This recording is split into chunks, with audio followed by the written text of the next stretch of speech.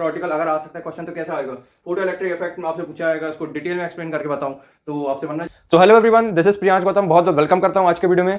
Finally 7 to 8 months बीत जाने के बाद आज मैं फाइनली बताऊंगा आपको फिजिक्स के क्या इंपॉर्टेंट टॉपिक्स हैं क्लास 12 के लिए, है ना। आज से 2 महीने बाद आपके फिजिक्स का बोर्ड एग्जाम है, तो उसके लिए क्या इंपॉर्टेंट टॉपिक्स होने चाहिए, जिसकी प्रिपरेशन अभी डाउन पे है और जिसकी प्रिपरेशन चाहे ऊपर है, तो मैं आपको बताऊंगा कि क्या इंपॉर्टेंट टॉपिक्स हैं। और यहाँ पे मैं जो भी मैं बात करूँ based on my 2 years of teaching experience, right. तो यहाँ पे मैं एक एक करके भी सारे टॉपिक्स लिखते जाऊंगा और वही आपको अच्छे से समझना है। एक वीडियो अगर आपने ढंग से समझ लिया तो आपको किसी इंपॉर्टेंट क्वेश्चन की किसी चीज की जरूरत नहीं पड़ेगी, बस आपको अच्छे से समझ लेने जो मैं आपको यहाँ पे बता रहा हूँ। तो स्टार्ट करते हैं।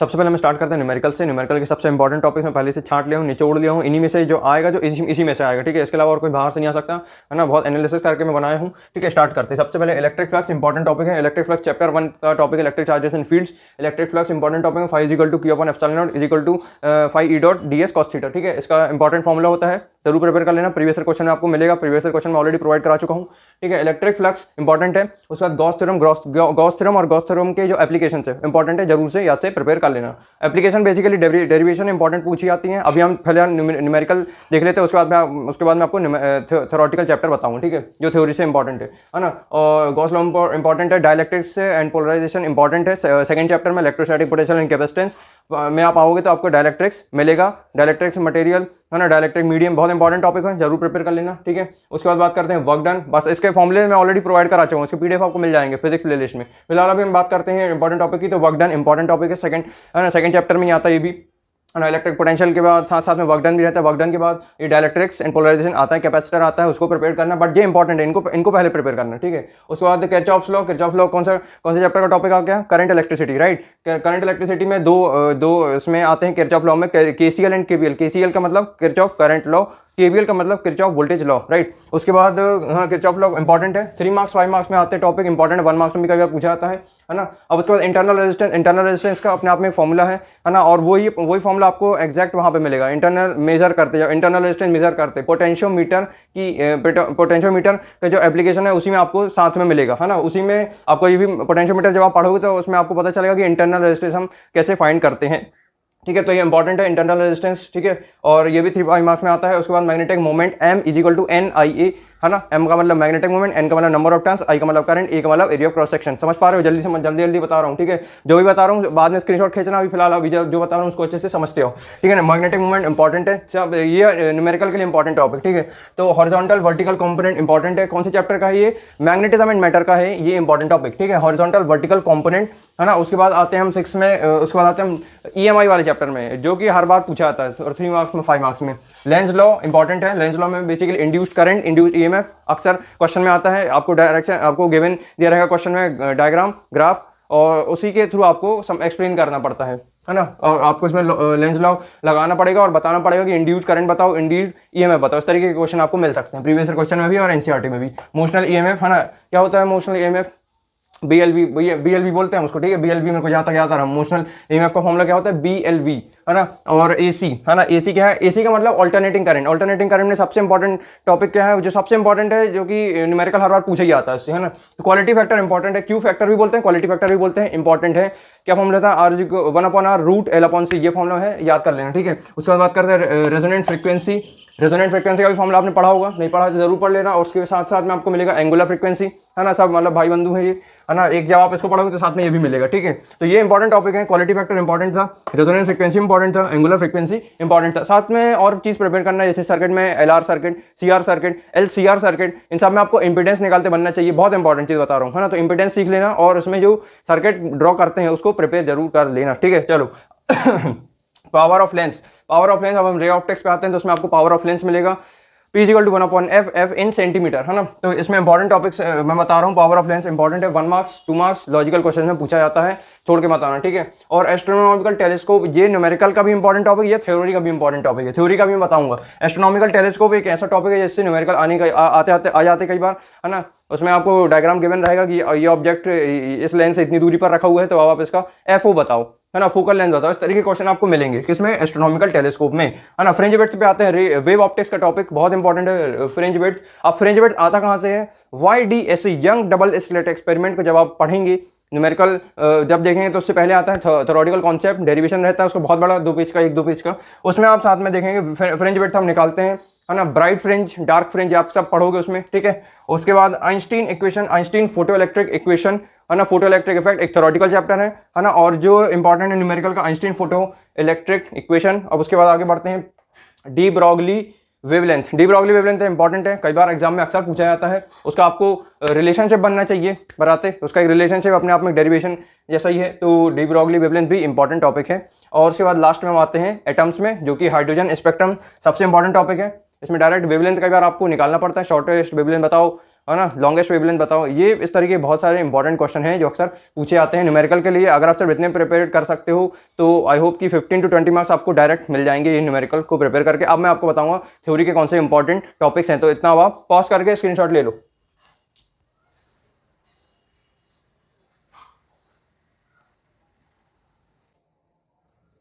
तो फाइनली मैंने थ्योरी के इंपॉर्टेंट टॉपिक्स लिख दिया हूँ, अभी कुछ कुछ बाकी है, इतना आपको बताने के बाद मैं फिर एक और जो भी टॉपिक है वो भी लिखूंगा। फिलहाल अभी टॉपिक्स देख लेते हैं, ठीक है। इलेक्ट्रिक डायपोल इंपॉर्टेंट टॉपिक है, इलेक्ट्रिक डायपोल मूवमेंट, आपसे डेफिनेशन, बेसिक डेफिनेशन बननी चाहिए, है ना। अब इसमें इलेक्ट्रिक डायपोल, है ना, electric field due to electric dipole at equatorial position and axial position, इसके डेरिवेशन मोस्ट इंपॉर्टेंट है। यहाँ पे मैंने स्टार लगाना भूल गया, स्टार लगा लूंगा, स्टार इंपॉर्टेंट है ना, इंपॉर्टेंट है, ठीक है। Electric dipole, electric field at axial line पे आपको इलेक्ट्रिक फील्ड निकालते बननी चाहिए, इंपॉर्टेंट है। Electric field at equatorial line, जिसमें ट्राइंगल बनता है और हम इक्वेटोरियल लाइन पे इलेक्ट्रिक फील्ड निकालते हैं, इंपॉर्टेंट है, जरूर प्रिपेयर कर लेना, इंपॉर्टेंट मतलब इसी में से पेपर आएगा, आने के चांसेस ज्यादा है। मैंने बहुत सोच समझ करके, बहुत एनालिसिस करने के बाद जाके सब लिखा हूँ। टॉर्क इंपॉर्टेंट है, टॉर्क मतलब क्या, जो इलेक्ट्रिक फील्ड लाइंस होती हैं उसमें इलेक्ट्रिक डायपोल को हम क्या करते हैं, प्लेस करते हैं, तो वहां पे टॉर्क आ जाता है, उसको हम कहते हैं टॉर्क। टॉर्क इंपॉर्टेंट है, ठीक है। टाउ इक्वल टू क्या होता है, पी क्रॉस ई। उसके बाद इलेक्ट्रिक फ्लक्स, जैसा कि मैंने आपको बताया इंपॉर्टेंट डेफिनेशन है, डेफिनेशन इंपॉर्टेंट है किसकी, इलेक्ट्रिक फ्लक्स की। मैं आप इसको स्टार मार्क कर रहा हूँ, ठीक है। टॉर्क इंपॉर्टेंट है, इलेक्ट्रिक फ्लक्स इंपॉर्टेंट है, गॉस थ्योरम इंपॉर्टेंट है, इसका स्टेटमेंट इंपॉर्टेंट है, और उसकी जो एप्लीकेशन है, एप्लीकेशन का जो पहला डेरिवेशन है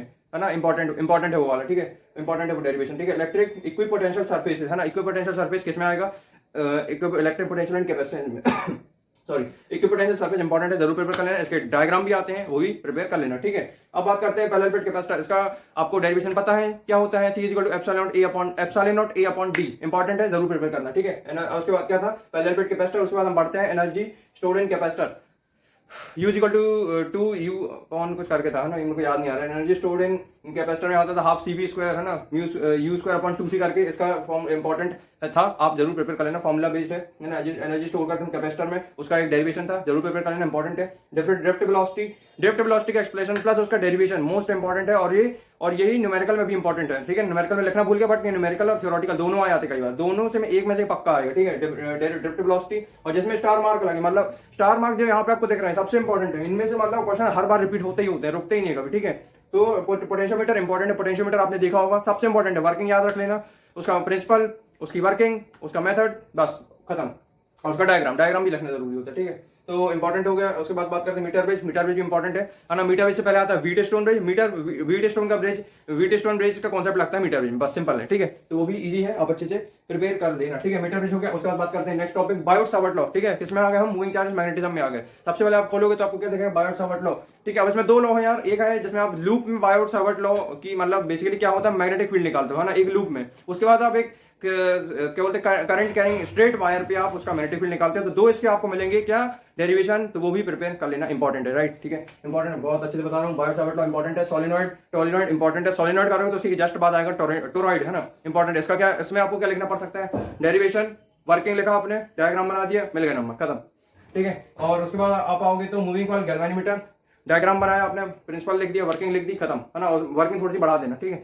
तो ये था मूविंग कॉइल गैल्वेनोमीटर। बेसिकली मैंने ऑलरेडी सारे नोट्स प्रोवाइड करा चुका हूँ फिजिक्स के, इसमें जो भी आपकी चीज छूटी हुई है, अगर आपका सिलेबस कवर नहीं हुआ है तो आपको सिर्फ इंपॉर्टेंट पढ़ना है, और अगर आपने एनसीईआरटी से पढ़ रहा है तो उसी से पढ़ना है, ठीक है। तो आप मेरे नोट से भी पढ़ सकते हो, ऐसी कोई प्रॉब्लम आती है तो पढ़ लेना, ठीक है। उसके बाद आगे बढ़ते हैं मैग्नेटिक फ्लक्स इंपॉर्टेंट है। उसके बाद फैराडेज लॉ, 2 लॉ मिलेंगे आपको फैराडेज लॉ के, जरूर प्रिपेयर करना। Lenz law is very important, जरूर याद कर लेना, इसकी डेफिनेशन आती है, थ्योरेटिकल चैप्टर से भी इंपॉर्टेंट है, थ्योरेटिकल पॉइंट ऑफ व्यू से भी और न्यूमेरिकल पॉइंट ऑफ व्यू से भी बहुत इंपॉर्टेंट चैप्टर था, ठीक है, सॉरी टॉपिक था, ठीक है। मोशनल ईएमएफ इंपॉर्टेंट है, E इक्वल टू BLV मैंने आपको बताया था। Self induction, mutual induction, basic definition हर बार पूछी जाती है, भूल के मत जाना, इसकी डेफिनेशन और उसका डायग्राम रट लेना, मैं बता रहा हूँ, रट लेना, भूलना नहीं बस, ठीक है। उसके बाद आप आगे बढ़ोगे तो AC जनरेटर आपको मिलेगा, क्या होता है AC जनरेटर, सबसे पहले आप वर्किंग लिखोगे, ठीक है। उसके बाद फिर आप डायग्राम बनाओगे, और उसके बाद बस आ गया खत्म। तो आपका इसी जनरेटर इस तरीके प्रिपेयर होगा, ये छोड़ के मत जाना, इंपॉर्टेंट आता है इसी जनरेटर, ठीक है। ठीक है, इसका फॉर्मूला मेरे को याद आ रहा है, एनबीए ओमेगा, ठीक है। ट्रांसफार्मर में रेशियो हम निकालते हैं, है ना।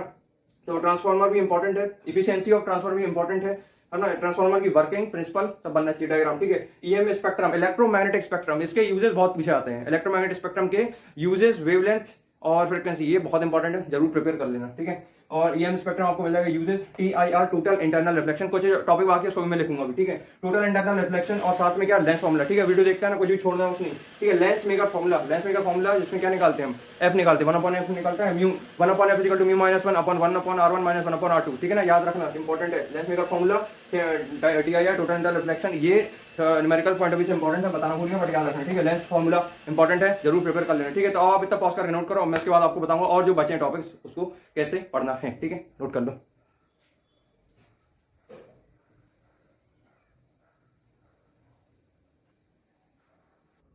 ठीक है, तो अब आगे के टॉपिक्स आपको बता देता हूँ क्या क्या है। प्रिज्म इंपॉर्टेंट है, प्रिज्म फॉर्मूला अक्सर कई बार पूछा जाता है न्यूमेरिकल के टर्म में और कई बार डेरिवेशन भी आता है, तो इंपॉर्टेंट है, जरूर प्रैक्टिस कर लेना। उसके बाद स्कैटरिंग ऑफ लाइट, है ना, रिलेज, लॉ ऑफ स्कैटरिंग आप पढ़ोगे तो उसमें इंपॉर्टेंट है ना। और सन और डे और नाइट के कई बार क्वेश्चन आते हैं कि सन जो है, जो रेड सनसेट रेड क्यों होता है, स्काई ब्लू क्यों होता है, वो इसी का टॉपिक है, स्कैटरिंग ऑफ लाइट, जरूर प्रिपेयर कर लेना, इंपॉर्टेंट है, ठीक है। अगर आपने टॉपिक अच्छे से समझ लिया ना तो आपको कोई क्वेश्चन की जरूरत नहीं पड़ेगी, ठीक है ना, क्योंकि क्वेश्चन में बेसिकली क्या टॉपिक में आपको पकड़ना है कि टॉपिक कौन से टॉपिक से पूछा जा रहा है क्वेश्चन बोर्ड एग्जाम में, ठीक है।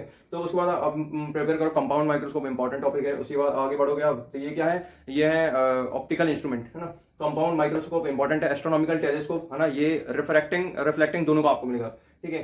तो रिफ्लेक्टिंग वाला ज्यादा इंपॉर्टेंट है, ठीक है। वेव फ्रंट, है ना, वेव फ्रंट आपसे कई बार डेफिनेशन पूछी जाती है, किसमें, वेव ऑप्टिक्स में, है ना, थ्योरेटिकल चैप्टर से मैंने बताया था, इंपॉर्टेंट है ना। हाइजेंस प्रिंसिपल इंपॉर्टेंट है, इसके दोनों एप्लीकेशन आते हैं, रिफ्रैक्शन और रिफ्लेक्शन, ठीक है। मैं चाहता तो आपको पीडीएफ भी दे सकता था, बट पीडीएफ में क्या उतना मजा नहीं आता, मैं सोचा ऐसे बताना चाहिए, आपको ज्यादा फील आएगी, आपको दिमाग में क्या छप आएगा तो फिर क्या किसी चीज की जरूरत नहीं पड़ेगी आपको, है ना, किसी पीडीएफ की। वाईडीएससी मतलब क्या, young double slit experiment, important है, ठीक है ना। वाईडीएससी इंपॉर्टेंट है, उसी के साथ आप करते हो तो आपको फ्रेंच बेट आप निकालोगे, सीखोगे, है ना, डार्क फ्रेंच, ब्राइट फ्रेंच, इसके आप दोनों एक्सप्रेशन बताओगे, इंपॉर्टेंट है, प्रैक्टिस जरूर कर लेना याद से, ठीक है। विड्थ ऑफ सेंटर मैक्सिमम, ये भी आप आगे बढ़ोगे तो ये डिफ्रैक्शन के आसपास आपको मिलेगा ये टॉपिक, ठीक है। डिफ्रैक्शन इंपॉर्टेंट है, डिफ्रैक्शन, है ना, डिफ्रैक्शन हो गया। और उसके बाद आगे बढ़ते हैं, फोटो इलेक्ट्रिक इफेक्ट, है ना, डुअल नेचर में हम आ गए। थ्योरेटिकल चैप्टर अगर आएगा, थ्योरेटिकल अगर आ सकता है क्वेश्चन तो कैसा आएगा, फोटो इलेक्ट्रिक इफेक्ट में आपसे पूछा जाएगा, इसको डिटेल में एक्सप्लेन करके बताऊं तो आपसे बनना चाहिए भाई क्या होता है फोटो इलेक्ट्रिक इफेक्ट, ठीक है। और आइंस्टीन इक्वेशन भी इंपॉर्टेंट है, आइंस्टीन इक्वेशन इंपॉर्टेंट है, वो यहाँ पे लिखना भूलिए बट प्रैक्टिस जरूर करना, ठीक है। और ग्राफ आपको मिलेंगे डुअल नेचर के आपको पूरे ग्राफ मिल सकते हैं, डुअल नेचर में इंपॉर्टेंट है, ग्राफ आते हैं डुअल नेचर के, ठीक है, उसको जरूर प्रिपेयर कर लेना। एटम की बात करें यार, एटम सबसे इंपॉर्टेंट टिप दे रहा हूँ आपको मैं, बोर पोस्टुलेट जरूर कर लेना। बोर पोस्टुलेट हर बार पूछा आता है, हर बार पूछा आता है, ठीक है। 2 या 3 पोस्टुलेट होंगे, है ना, तो बोर पोस्टुलेट जरूर प्रैक्टिस कर लेना। एनसीईआरटी खोलोगे तो आपको एनसीईआरटी में दिख जाएंगे, आप प्रीवियस क्वेश्चन खोलोगे उसमें भी आपको दिख जाएंगे, सैंपल पेपर में भी दिख जाएंगे, है ना। हाइड्रोजन स्पेक्ट्रम इंपॉर्टेंट है, इसकी सीरीज इंपॉर्टेंट है ना, हाइड्रोजन स्पेक्ट्रम, ठीक है, क्वेश्चन आते हैं इससे अक्सर, ठीक है ना, वेवलेंथ टाइप्स के, ठीक है। तो अब इसके बाद लास्ट चैप्टर की हम बात करते हैं, सेमीकंडक्टर में जो बताओ इनमें से, सेमीकंडक्टर में जो बताओ इनमें से पक्का एग्जाम में देख लेना, ठीक है। पीएन जंक्शन डायोड आप पढ़ोगे उसमें आपको पता चलेगा पीएन जंक्शन डायोड क्या होता है, उसकी वर्किंग कैसे होती है वो आपको सीखना है ना। डायग्राम के साथ में फॉरवर्ड बायस, रिवर्स्ड बायस दोनों इंपॉर्टेंट है, ठीक है। उसके बाद photo diode, zener diode, solar cell और क्या, रेक्टिफायर, है ना, बहुत इंपॉर्टेंट है। 3 मार्क्स 5 मार्क्स में क्वेश्चन कंफर्म आते हैं, 1-2 मार्क्स में भी लॉजिकल तरीके से पूछ सकते हैं, बट अगर आपका कॉन्सेप्ट स्ट्रॉन्ग है तब भी आप आंसर जरूर लिख के आना, क्लियर। तो मैंने आपको अच्छे से बता दिया सेमीकंडक्टर के PN junction diode, forward reverse bias, photo diode, zener diode, rectifier, ठीक है। तो फाइनली अब मैं वीडियो खत्म करने जा रहा हूं, मैंने फाइनली सारी आपको टॉपिक बता दिए। अब इसके बाद पेपर नहीं आ सकता, अगर आएगा और अगर आपने वीडियो यहां तक देखा है तो आई एम श्योर, ऑनेस्टली मैं आपको बता रहा हूं कि आप अच्छा स्कोर करोगे, 70 में से 70 लाओगे, अपना बेस्ट दोगे, 100% दोगे, 200% दोगे, बिल्कुल कॉन्फिडेंट रह के एकदम तैयारी करनी है, विल पावर अपने अंदर जगा दो कि मैं भी ये काम को कर सकता हूं, क्लियर है। सारे टॉपिक मैंने बता दिए, बस इस तरीके से अगर आप पढ़ते हो तो आई होप कि आपका स्कोर अच्छा जाएगा। मेरी बेस्ट विशेस आपके साथ में, I wish from bottom of my heart कि आपका फिजिक्स का पेपर बहुत अच्छा जाए, आप बहुत अच्छा स्कोर करके आओ।